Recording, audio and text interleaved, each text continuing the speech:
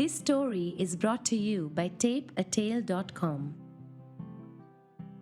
Summer vacation, कुछ याद आया? समर वेकेशन अर्थात गर्मी की छुट्टियां। ये वो समय होता था जब मस्ती, मजा और आलस अपने चरम पर हुआ करता था। ईट, स्लीप, प्ले, रिपीट।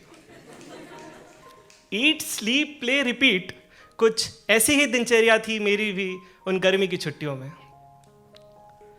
पर ये कहानी जिस गर्मी की छुट्टियों की है वो कुछ खास थी। अब आप पूछेंगे खास शायद इसलिए कहीं हम घूमने जाने वाले थे? नहीं।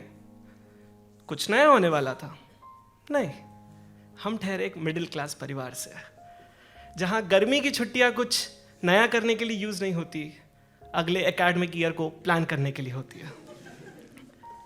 और मेरी इन गर्मी की छुट्टियों के बाद थी क्लास 10th और उसके बाद था मिशन IIT। मेरा भी कुछ ये हाल था।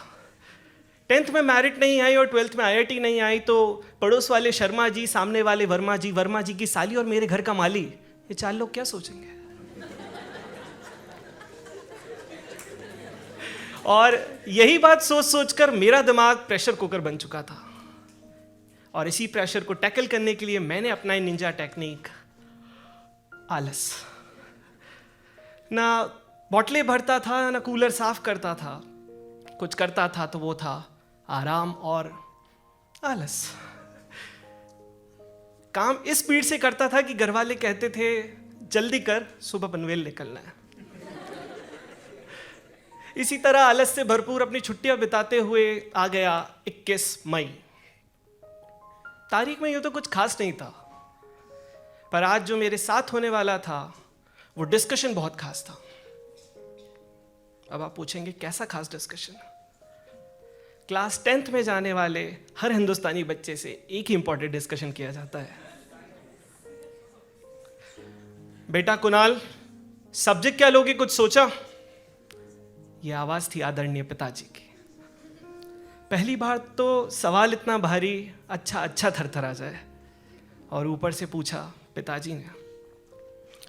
मैंने भी डरे सहमी आवाज में उनसे कहा, IIT करने का मन तो नहीं है, लेकिन आप जो बोलेंगे मैं वो कर लूंगा। पापा ने कुछ देर मुझे देखा और मुस्कुराते हुए मुझे कहा, बेटा मैं क्या चाहता हूं मैटर नहीं करता, तुम क्या चाहते हो मैटर करता है। ये बात सुनकर मन को इतनी खुशी हुई कि लगा कि पापा को जाकर बस गले लगाकर थैंक यू कह दूं। पर होता है ना, अक्सर वो डिस्टेंस रहती है हमारे और पिताजी के बीच। हम उन्हें गले लगाने के बारे में सिर्फ सोचते हैं, गले लगाते नहीं हैं। मैंने भी सिर्फ सोचा और ये सोचा कि आज नहीं, कभी और पक्का उन्हें गले लगाऊंगा।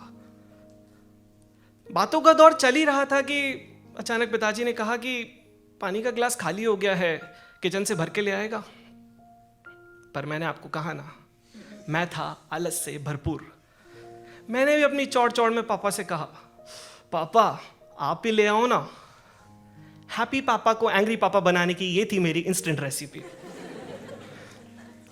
पापा ने अगले कुछ सेकंड मुझे डांटा और रूम में फैल गया लंबा सा सन्नाटा। अब ये नहीं समझ आ रहा था कि पहली बात के लिए पापा को थैंक यू कहूं या इस गलती के लिए पापा को सॉरी।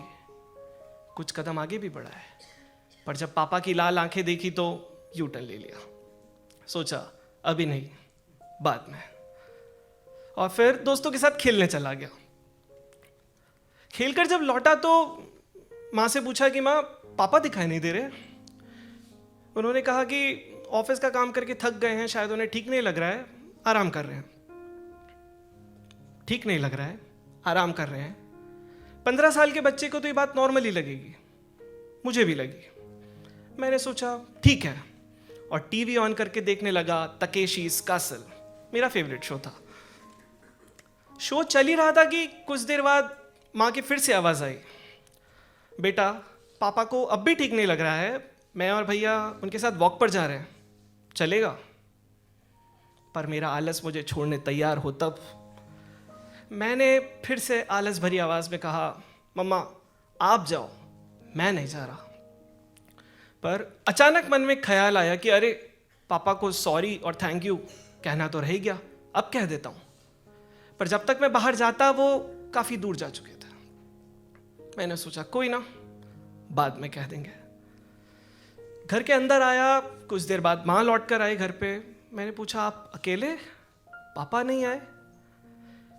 उन्होंने कहा उन्हें अभी भी कुछ घबराहट सी हो रही है, वो हॉस्पिटल चेकअप करवाने गए हैं, बट तू फिक्र मत कर, वो सुबह तक लौट आएंगे।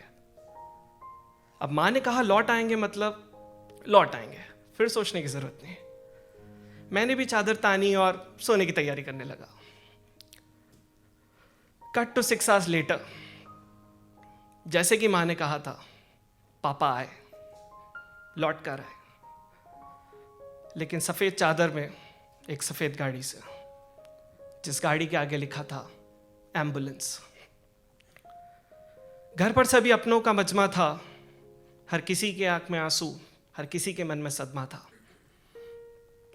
पापा जा चुके थे, कुछ बचा था तो सफेद चादर में लिपटा उनका वो शरीर, बिलखते अपने और मेरे मन का एक मलाल कि पापा को आखिरी बार सॉरी और थैंक यू दोनों ही कहना रह गया। कंधों पर उनका आखिरी सफर ले जाते हुए एक बात खुद को सुनाई कि न जाने कितने अधूरे से किस्से, न जाने कितनी अधूरी बात रह गई, कि न जाने कितने अधूरे से किस्से, न जाने कितनी अधूरी बात रह गई। शायद उम्र भर कोसूंगा खुद को, क्यों पापा से आखिरी मुलाकात रह गई।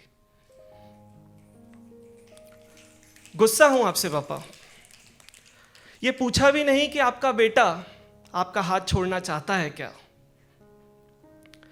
आप ही बताओ, ऐसी बात अधूरी छोड़कर कोई जाता है क्या। उनकी चिता के साथ जल गया मेरा बचपन, मेरी मस्ती और वो आलस, और रह गया मन में एक ही ख्याल कि गलत फहमी है ये कि कल तो आएगा ही, पर कल कभी कहकर नहीं आता है। कभी कभी कल अपने साथ मलाल लेकर आता है।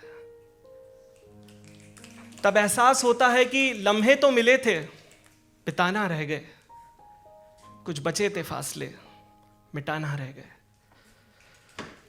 बहुत कुछ था मन में, कभी बताया नहीं, खुशी, शिकवा, गम, नाराजगी दिल में ही रह गया, जताया नहीं। इसलिए लम्हे बांटो, यादें बनाओ, मिलो जब अपने मिलने बुलाते हैं। क्योंकि मेरे दोस्त, एक बात याद रखना, जिंदगी में अक्सर काश ही रुलाते हैं।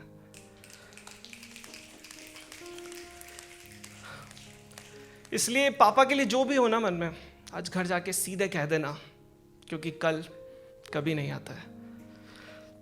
और एक बात जो मैं उस दिन पापा से नहीं कह सका, आज यहां से कहता हूं, आई एम सॉरी पापा। मुझे माफ करने लौट कर आओगे तो बताना जरूर। Thank you.